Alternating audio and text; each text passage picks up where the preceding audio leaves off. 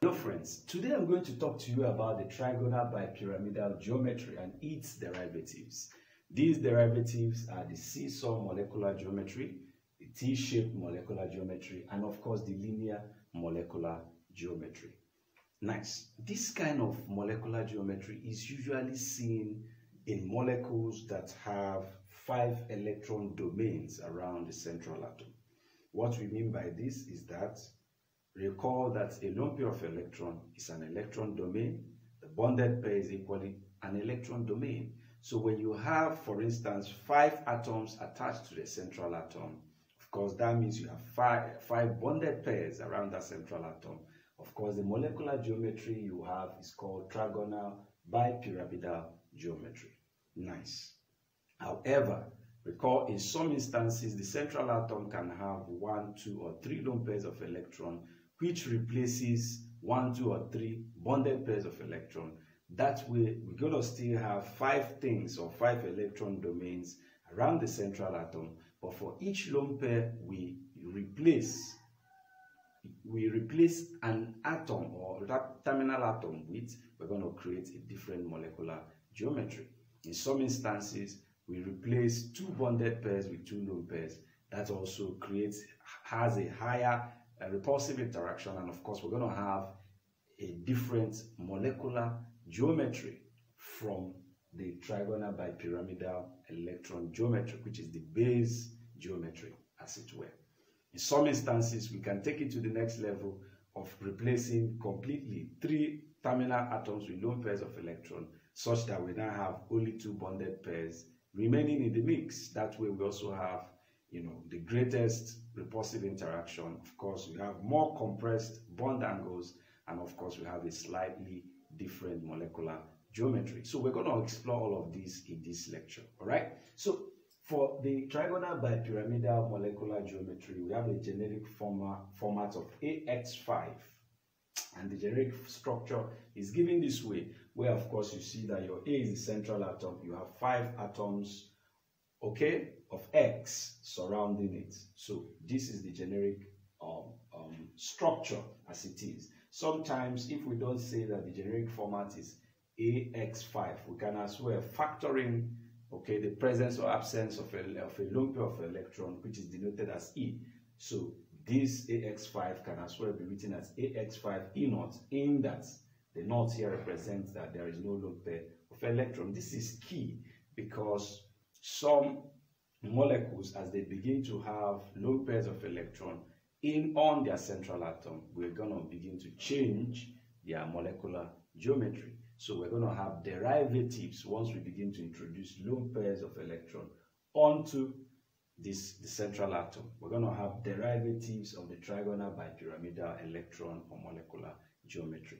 Nice. So a good example of the trigonal bipyramidal geometry is phosphorus pentachloride, as you can see here. This is key because we may wish to know the different shapes or sides of all of these. If you look at it critically, you discover here we have a triangle, okay, here, all right. And if you watch, joining this to this, all right, and joining this to this, and equally joining this to this, and of course this to this, we make a pyramid. All right, you see it, the first pyramid. Then if we join this to this, and as well join this to this, and as well join this to this, you see at the base side of it you have another pyramid. Okay, so we have a triangle at the middle, then we have a pyramid on top and a pyramid below. So that's why it's called trigonal bipyramidal geometry. Nice. Another important thing that we have to say here is that we have 2 angular positions here. All right, if you check very, very closely, you discover again that here is like a triangle, okay, and this particular triangle lies in the equator, in the equatorial position. Those angles are equatorial angles that we form there. So that gives us what we call the equatorial position, okay. Then on a straight line like you have the north and the south pole, there you have what we call the axial position. Okay, so there will be angles in the axial position, and of course there will be equatorial angles as well when you are dealing with trigonal bipyramidal molecular geometries. Keep this in mind. Okay, so the A here represents the north-south axial position, and then for the equatorial position, we have the equatorial angles that we formed there, and that involves these three atoms that lies in the equator. Nice. So this is very key because it will help us to appreciate what we call the bond angles that are formed in these molecules. So ultimately we have 90 and 180 bond angles in the axial position. If you look closely, you discover that there is a 90-degree bond angle between these two angles. You have a 90-degree bond angle. And if you look at it closely, you can see that we can as well make a 90-degree bond angle there. Okay, so in the axial position, we can have 90-degree bond angle. If we decide to combine these two bond angles, we're going to have 180 degrees. So that's why we said, if you look at it, in the axial position, we're going to have 90 degrees. And of course, in the same axial position, combining two of those 90 degrees, we're going to have 180 degrees. Okay, and if you look at the triangular equatorial position now, you're going to have three possible angles, which I just brought out the equatorial angles and kept it here. The angles on the equator, I brought them and kept it here.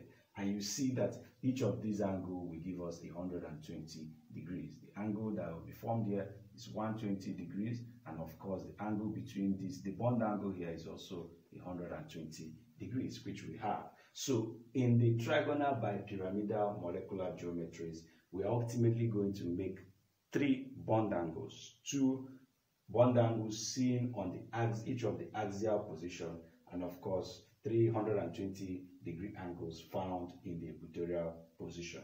So this is very key, we know this.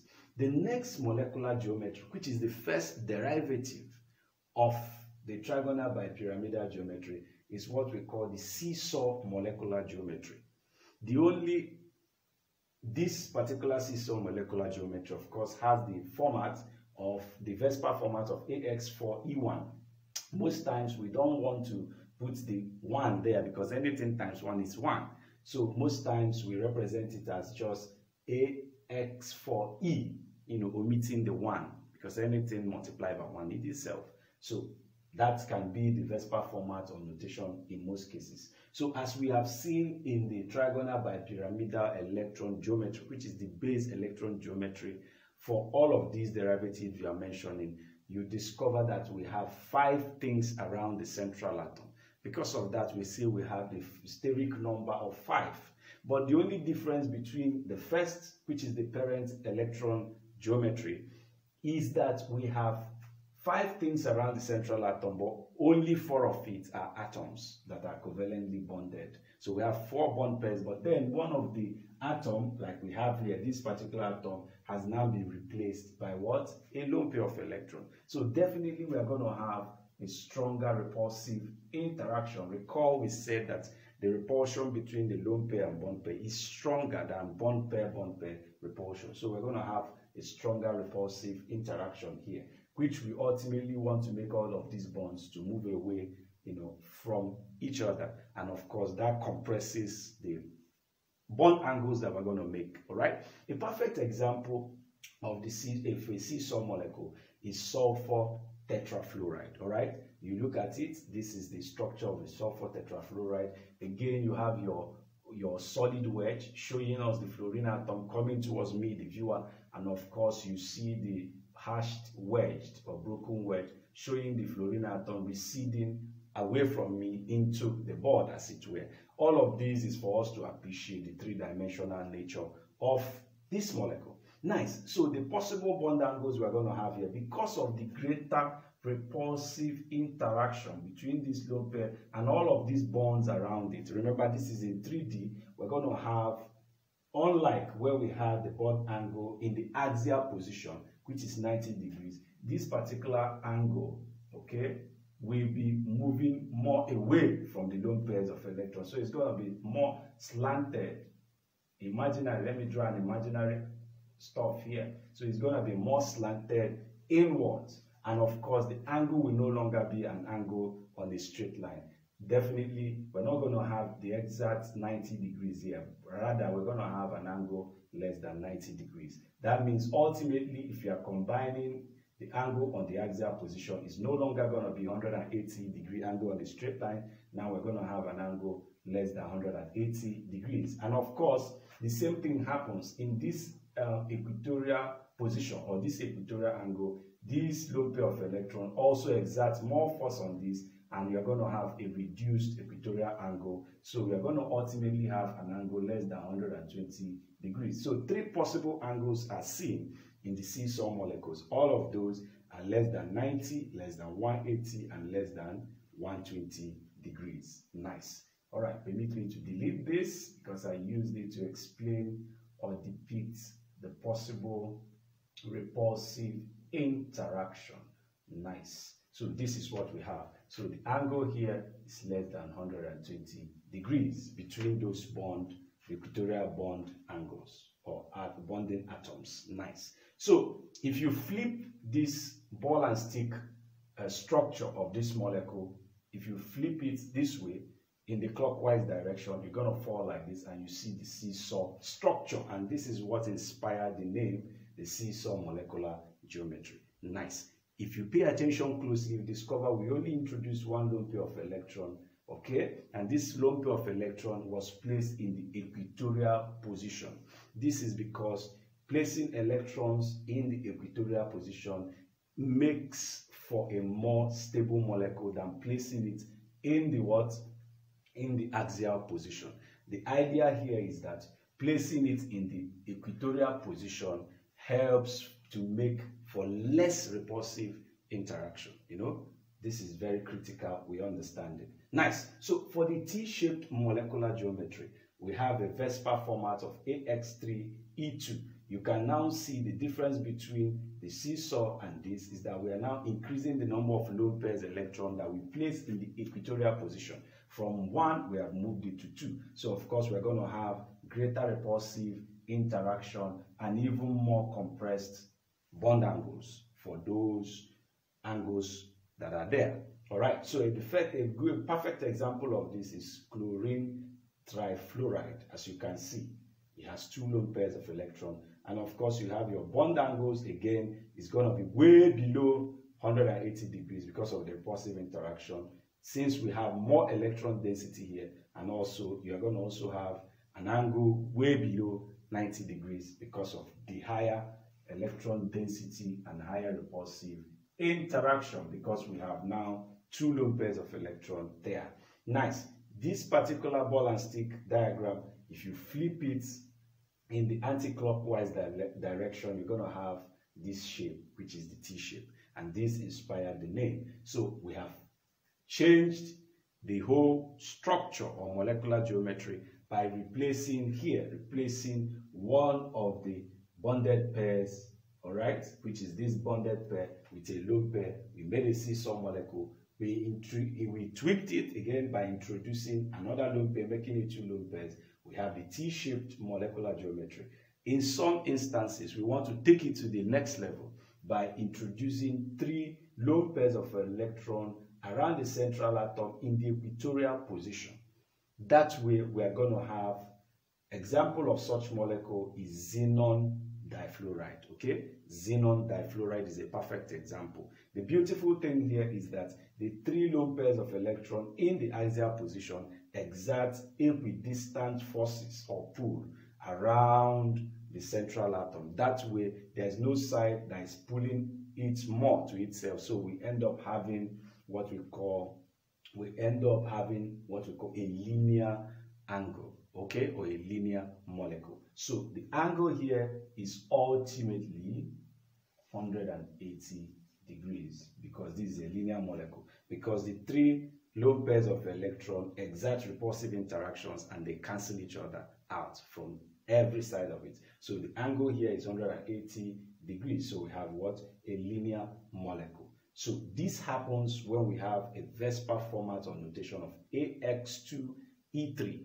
So when you have molecules that have 5 electron domains or 5 steric centers or 5 coordination centers with 3 lone pairs of electron in the equatorial position with 2 covalently bonded atoms, definitely you have a linear molecule. It is very key that we pay attention to all of these molecular geometries, because as we continue to do chemistry, we are going to be meeting different kind of molecules, and the way the geometry of the molecule has a lot to do with the reactivity or the behavior of those molecules. So in summary, molecules with a central atom bonded to 5 other atoms are said to be trigonal bipyramidal in shape or in its electron and molecular geometries, okay? But once you begin to replace 1, 2, or 3 of its equatorial atoms with lone pairs of electrons, you are going to have derivatives or molecular geometries that are slightly different from exactly what we have from the parent trigonal bipyramidal electron and molecular geometry. So, in conclusion, even though we have 4 molecular geometries here, we have the trigonal bipyramidal geometry, we have the seesaw, the T-shaped, and the linear geometries. All of these have a coordination number of 5. However, their molecular geometries is different. So 4 of them have the same electron geometry. That means they have the same number of electron domains around them. However, in terms of their molecular geometries, they are different because of the repulsive interaction as you begin to replace 1, 2, or the 3rd equatorial bonded pair with a lone pair of electron. You have a slightly difference in the molecular geometry. I don't know if you learned anything in this video. In the next lecture video, I'm going to take it to the next level, where I'm going to show you the different molecular geometries we make when we are talking about 6 atoms around a central atom, because there are still other hypervalent molecules that can make 6 covalent bonds around the central atom, or that can contain 4 covalent bonds, or 2 lone pairs of electron and all of that around the central atom. So all of the molecules that show these fantastic molecular geometries are basically what we call hypervalent molecules, electron-rich molecules, those molecules that actually violate the octets. So in the next video, we're going to take it to the next level. If you learned anything, kindly like, love, and share this video. Comment what you learned, ask your questions, and I will attend to them. Until the next time, keep being safe, stay away from trouble, and take care of yourself. I remain your humble friend, Dr. Lotan Nokwasili. Bye.